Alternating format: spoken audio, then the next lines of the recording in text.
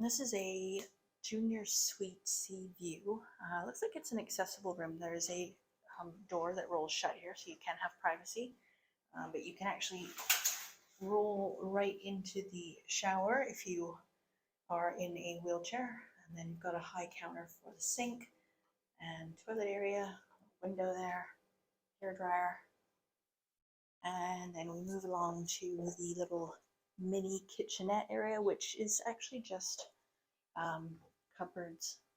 Not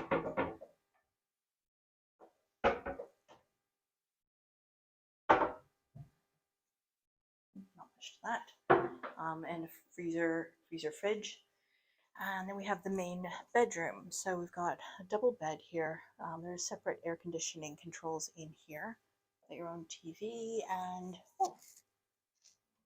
large closet with lots of hangers, safe, and some cupboards for your clothing.